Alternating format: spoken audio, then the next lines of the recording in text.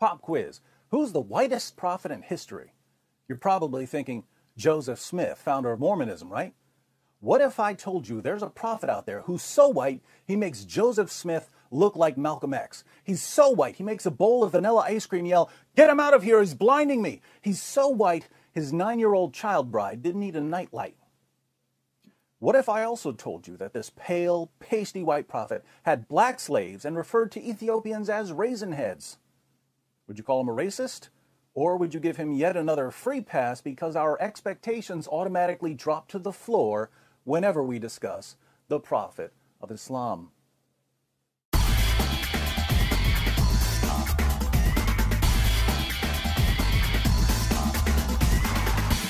Many people who haven't read the Muslim sources assume that Muhammad was dark-skinned, but Arabs are classified as Caucasians and they can exhibit a variety of shades and tones. So if we want to know what Muhammad looked like, we'll have to go through some of the descriptions of his appearance found in the Hadith.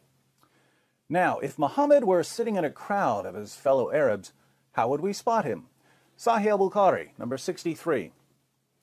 Narrated Anas bin Malik, while we were sitting with the Prophet in the mosque, a man came riding on a camel. He made his camel kneel down in the mosque, tied its foreleg, and then said, "Who amongst you is Muhammad?" At that time, the Prophet was sitting amongst us, leaning on his arm. We replied, "This white man reclining on his arm."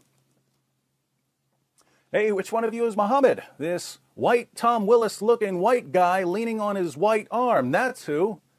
But let's keep reading about a prophet who makes the Brady Bunch look like NWA. Sahih Muslim 6081. It was narrated that Abu Juhayfa said, "I saw the messenger of Allah with a white complexion and some white hairs." White complexion with white hairs. Who knew that Anderson Cooper was a 7th century prophet?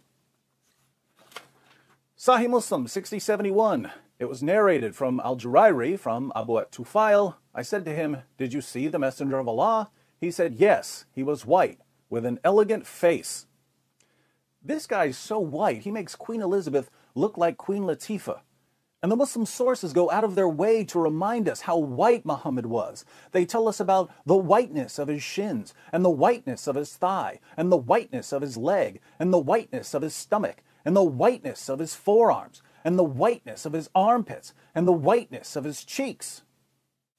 Based on these descriptions, a friend of mine who's a police sketch artist was able to put together a drawing of Muhammad. Have you seen this man? Kind of blends in with the whiteness of the paper. On a side note, to all my jihadi viewers, I can't figure out if this counts as a cartoon of Muhammad or not, but I don't really care. So, Muhammad was whiter than a bowl of Cool Whip.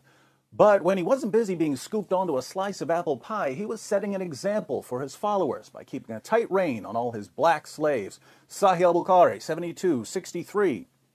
Narrated Umar, I went to the house of the Prophet, and behold, Allah's messenger was staying in a mashraba, and a black slave of Allah's messenger was at the top of its stairs. I said to him, "Tell the Prophet that here is Umar bin al-Khattab." Then he admitted me. Sahih al-Bukhari 6161. Narrated Anas bin Malik, Allah's messenger was on a journey, and he had a black slave called Anjasha, and he was driving the camels very fast, and there were women riding on those camels. Allah's messenger said, "Waihaka, O Anjasha, drive slowly the camels with the glass vessels," i.e. the women. Here's one about a black slave who was shot to death while unloading Muhammad's luggage. Sunan an-Nasai 3858. It was narrated that Abu Hurairah said, "We were with the Messenger of Allah in the year of Khaybar, and we did not get any spoils of war except for wealth, goods, and clothes. Then a man from Banu ad-Dubayb, who was called Rifa bin Zayd, gave the Messenger of Allah a black slave who was called Middam. The Messenger of Allah set out for Wadi al-Qura. When we were in Wadi al-Qura, while Middam was unloading the luggage of the Messenger of Allah, an arrow came and killed him. The people said, 'Congratulations, you will go to paradise.' But the Messenger of Allah said, 'No, by the one in whose hand is my soul, the cloak that he took from the spoils of war on the day of Khaybar is burning him with fire.'" Just to clarify, Muhammad had sex with a 9-year-old girl, robbed caravans, and beheaded hundreds of Jews, but he's good. His black slave, by contrast, grabbed a cloak before the spoils were divided, so he's headed to hell. Welcome to Islam. In Provisions of the Afterlife, pages 30 to 31, Ibn Qayyim al-Jawziyya lists 28 of Muhammad's male slaves and 12 of his female slaves. Some of these slaves were black, some were not. Muhammad renamed one of his black slaves Safina, which means ship. He called his slave Ship because he would load up the slave like a ship and make him carry everything. Muhammad apparently thought that black slaves were worth less than Arab slaves, since he once traded 2 of his black slaves for an Arab slave he wanted to set free because the Arab slave had converted to Islam. We know that Muhammad had sex with his female slaves because he eventually got one of them pregnant. Don't worry, a white leader getting a slave girl pregnant is only creepy when Thomas Jefferson does it. Speaking of leaders, mindlessly obeying Muslim leaders was so important to Muhammad that when he wanted to emphasize obedience, he told his followers that they had to obey even the worst leader imaginable. We find Muhammad's worst case scenario in Sahih al-Bukhari 7142. Narrated Anas bin Malik, Allah's Messenger said, "You should listen to and obey your imam, even if he was an Ethiopian slave whose head looks like a raisin." Muhammad gives a similar example in Sahih Muslim 3138, where he commands his followers to obey their leader even if he's a black slave with missing limbs. So the worst possible leader of a community of Muslims, according to Muhammad, would be a black slave. For the sake of clarity, I should point out that women are excluded from the hierarchy of possible leaders. Muhammad said that a nation will never be successful with a woman as a leader. But it gets worse. Muhammad tells his followers what Satan looks like in Ibn Asaq, page 243. The apostle said, "Whoever wants to see Satan, let him look at Nabtal ibn al-Harith. He was a sturdy black man with long flowing hair, inflamed eyes, and dark ruddy cheeks." Which one of you is the prophet? This white guy. What does Satan look like? That black guy. Now, how did a religion that was inaugurated by a white prophet who had black slaves and referred to Ethiopians as raisin heads and said that Satan looks like a black man ever get the reputation it has among African American Muslims today? Well, here in the West, there's a general atmosphere of ignorance about Islam. People don't know even the most basic facts about Muhammad and the Quran, and this allows Muslim preachers to say whatever they want about Islam because no one's going to correct them. So if a Muslim preacher is talking to a woman who's interested in women's rights, Muhammad was a champion of women's rights. If he's talking to someone who has a high regard for science, the Quran is a scientific masterpiece filled with miraculous scientific insights that were only verified centuries later. If he's talking to someone who's concerned about racial justice, Islam is the religion that liberates slaves and establishes racial equality. Absolute nonsense, but people convert to Islam because they believe what they're told and don't bother reading the Muslim sources to see if the preacher's story checks out.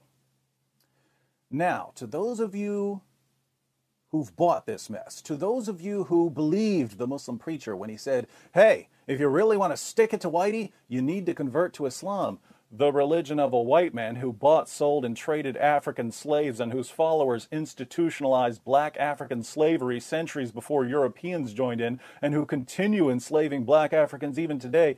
If you fell for this, I say, and I say it again, you've been had. You've been took.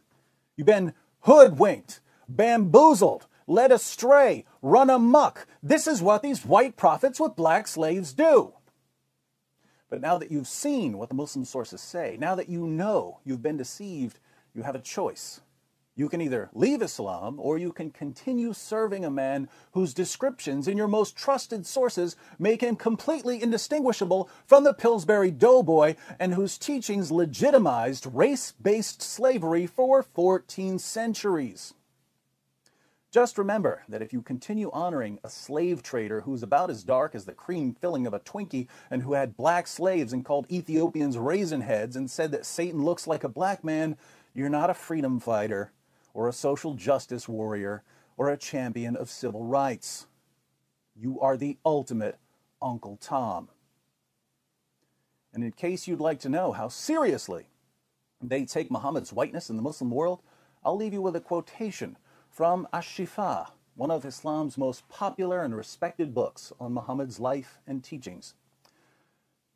Ahmed ibn Sulaiman, Sahnun's companion, said that whoever says that the Prophet was black is killed. The prophet was not black. Calling Muhammad a black man was a death penalty.